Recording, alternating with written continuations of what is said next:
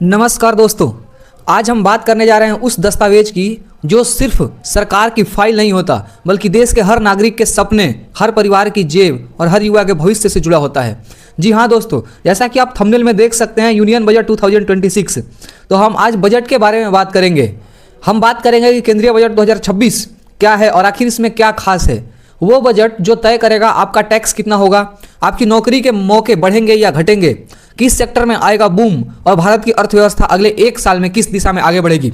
तो वीडियो को अंत तक देखिए, क्योंकि आज हम सिर्फ खबर नहीं, पूरा बजट एनालिसिस और इकोनॉमिक रोड मैप समझने वाले हैं। तो वीडियो में हमारे साथ अंत तक बने रहिए, क्योंकि हम आज वीडियो में पूरे डीप एनालिसिस करेंगे और आपको हम बताएंगे कि आखिर बजट 2026 में क्या खास है। तो नमस्कार दोस्तों, आपका स्वागत है हमारे इस यूट्यूब चैनल वर्ल्ड एंगल पर। जैसा कि आप देख ही सकते हैं, बहुत सारे अखबारों की कटिंग है कि 2026 बजट क्या है और आखिर इसमें ऐसी क्या खास चीज़ें होने वाली है। तो आज की इस वीडियो की हम शुरुआत करते हैं और आपसे साझा करते हैं कि आखिर ये क्यों इतना खास है। तो सबसे पहली बात कि इस बजट की तारीख और समय इतने खास क्यों है।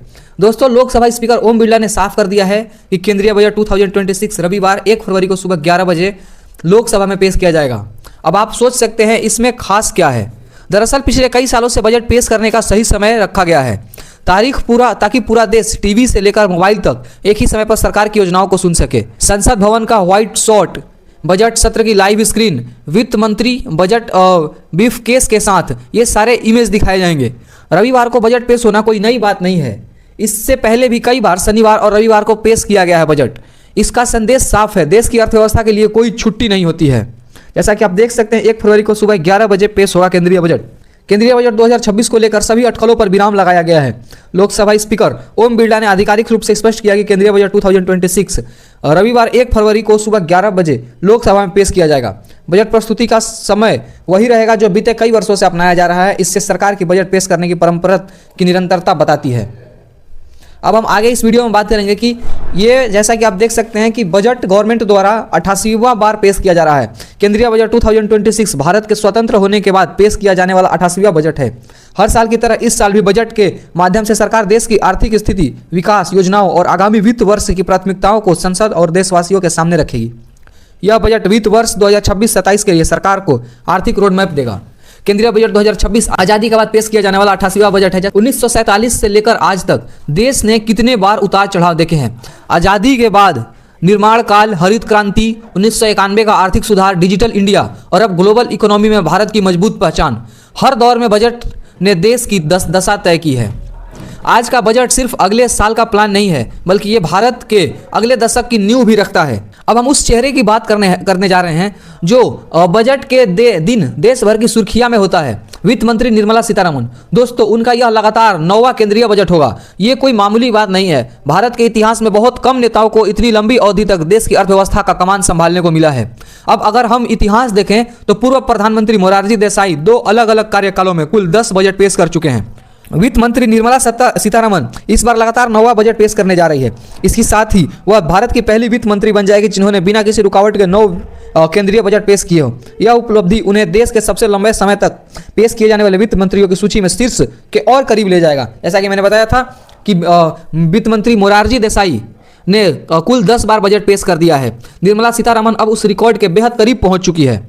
इसका मतलब साफ है, निर्मला सीतारमण में निरंतरता, आर्थिक सोच में स्थिरता और अंतर्राष्ट्रीय मंच पर भारत की आर्थिक पहचान को मजबूत करने की काबिलियत है। जैसा कि आप तस्वीरों में भी देख सकते हैं, बहुत सारे मीडिया हैंडल का ये न्यूज है कि Nirmala Sitharaman to break the record. जैसा कि मैंने बताया था कि अगर वो एक बार और अगर बजट पेश करती है तो वो मोरारजी देसाई का रिकॉर्ड भी तोड़ सकती हैं। अब हम आगे वीडियो में देखेंगे कि 2017 के बाद बजट पेश करने की परंपरा कैसे बदल गई। जैसा कि आप देख सकते हैं 2017 से बदली बजट पेश करने की तारीख। पहले बजट हमेशा फरवरी 28 को पेश किया जाता था, लेकिन साल 2017 में तत्कालीन वित्त मंत्री अरुण जेटली ने एक बड़ा फैसला लिया। उन्होंने बजट की तारीख बदलकर 1 फरवरी कर दी। अब सवाल यह है कि आखिर ऐसा क्यों किया गया। जैसा कि आप देख सकते हैं साल 2017 में केंद्र सरकार ने बजट पेश करने की तारीख को 28 से बदलकर 1 फरवरी कर दिया था। तो ऐसा इसलिए किया गया था क्योंकि पहले बजट पास होने में इतना समय लग जाता था कि नई योजनाएं 1 अप्रैल से लागू नहीं हो पाती थी। अब सरकार को 2 महीने का समय मिल जाता है, जिससे कि वो योजनाओं को सही तरीके से लागू किया जा सके। इसमें राज्य को भी फायदा हुआ क्योंकि वो अपने बजट केंद्र की नीतियों के अनुसार तैयार कर सकते हैं। यह बदलाव तत्कालीन वित्त मंत्री अरुण जेटली ने किया था। उद्देश्य था कि बजट के प्रस्ताव और योजनाओं को वित्त मंत्री वर्ष शुरुआत यानी 1 अप्रैल से ही लागू किया जाए। तब से यह हर साल बजट 1 फरवरी को सुबह 11 बजे ही पेश किया जा रहा है। इससे सरकार की निरंतरता का भी पता लगता है। ताकि आप देख सकते हैं कि तारीख को बदलकर 28 फरवरी से 1 फरवरी कर दिया गया था, क्योंकि राज्यों को और केंद्र सरकार को अपने रणनीतियां बनाने में वीकेंड पर बजट पेश होना कोई नई परंपरा नहीं है। रविवार या शनिवार को बजट पेश होना कोई नई बात नहीं है। इससे पहले 2025 शनिवार को पेश किया गया था। वहीं अरुण जेटली ने भी अपने कार्यकाल में 2015 और 16 में शनिवार के दिन बजट पेश किया था। इसलिए बजट का रविवार पेश होना ये कोई नई बात नहीं है। तो आते हैं उस हर सवाल पर जो हर निवेशक, हर बिजनेसमैन और हर युवा के मन में होता है कि आखिरकार इस बजट में क्या प्राथमिकताएं रहने वाली है। तो अब बात करते हैं सबसे ज़्यादा चर्चा वाले मुद्दे की, जो कि है 2026 बजट में सरकार किन किन विषयों पर फोकस करने वाली है। तो 2026 में सरकार इंफ्रास्ट्रक्चर, रोजगार, मैन्युफैक्चरिंग, डिजिटल इकोनॉमी, हरित ऊर्जा, किसान और ग्रामीण भारत, मध्य वर्ग और टैक्स, इन सारे क्षेत्रों में $5 ट्रिलियन इकोनॉमी की ओर ले जाने वाली है। ये वो सेक्टर हैं जो भारत को $5 ट्रिलियन के इकोनॉमी की ओर ले जाने वाले हैं। आगामी बजट में सरकार ने फोकस इंफ्रास्ट्रक्चर, रोजगार सृजन और मैन्युफैक्चरिंग को बढ़ावा, स्टार्टअप, डिजिटल अर्थव्यवस्था, हरित क्रांति, जैसा कि मैंने आपको पहले बताया था। इसके अलावा मध्यम वर्ग, किसानों और छोटे कारोबारियों के लिए टैक्स में राहत भी दी जाएगी। योजनाओं की घोषणा की उम्मीद भी जताई जा रही है। अब हम इसमें बात करने जा रहे हैं कि आखिर हर निवेशक और बिजनेसमैन और युवा के मन में बजट को लेकर क्या होता है। सरकार के पहले अग्रमी अनुमान के अनुसार वित्त वर्ष 2025-26 में भारत की वास्तविक जीडीपी ग्रोथ 7.4% रहने की उम्मीद की जा रही है। अब इसे आसान भाषा में समझते हैं। जीडीपी का मतलब देश के एक साल में कितने चीज़ें बनाता है और कितनी सेवाएं देता है। जब पूरी दुनिया मंदी, युद्ध और व्यापार युद्ध की आशंकाएं से गुजर रही है, तब भारत की ग्रोथ एक मजबूत संकेत है। इसका मतलब विदेशी निवेश बढ़ सकता है, नौकरियों के अवसर बढ़ सकते हैं और सरकार के पास खर्च करने के लिए ज़्यादा पैसा होगा। साथ ही सरकार का कहना है कि उन्होंने 6 वर्षों में 1000 करोड़ रुपए की बचत की है। दोस्तों, जैसा कि आप देख सकते हैं, लोकसभा ने ये स्टेटमेंट जारी किया है कि 2019 से 25 के बीच करीब 1000 करोड़ रुपए की बजट की हुई है। ये बचत हुई अनावश्यक खर्चों में कटौती करके, जैसे सजावट, फूल और गैर जरूरी व्यवस्थाएं। लेकिन सांसदों की जरूरी व्यवस्थाओं में कोई कटौती नहीं की गई थी। इसका संदेश साफ है, सरकार खर्च के साथ साथ बजट पर भी ध्यान दे रही है। जैसा कि आप देख सकते हैं, लोकसभा ने 2019 से 25 के बीच करीब 1000 करोड़ रुपए की बचत की। अनावश्यक चीजों पर खर्चे काटे गए हैं। लोकसभा स्पीकर ने स्पष्ट भी किया था कि सांसदों की आवश्यक सुविधाओं और सेवाओं से कोई कटौती नहीं की गई है और आगे भी केवल वही खर्च काटा जाएगा जहां की आवश्यकता नहीं होगी।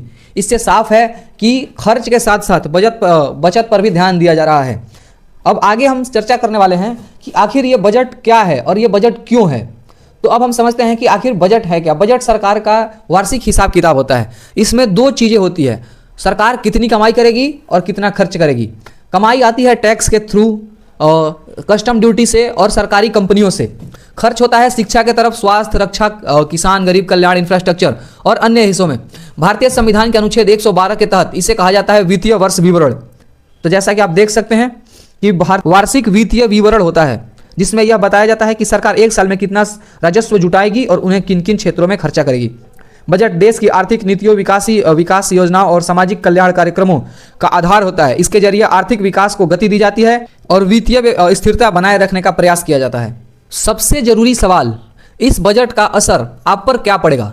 अगर टैक्स में राहत मिलती है तो आपकी जेब में पैसा बचेगा। अगर इंफ्रास्ट्रक्चर बढ़ता है तो नौकरियां बढ़ेंगी। अगर डिजिटल सेक्टर को बढ़ावा मिलता है तो युवाओं के लिए नए मौके बनेंगे। अगर किसानों को मदद मिलती है तो गांव की अर्थव्यवस्था मजबूत होगी। मतलब साफ है, बजट सिर्फ सरकार का नहीं बल्कि हर नागरिक का दस्तावेज है जो किसी देश के आने वाले 1 सालों में भविष्य के तय करता है और ये बताता है कि आखिर वो देश किस दिशा में आगे बढ़ने वाला है।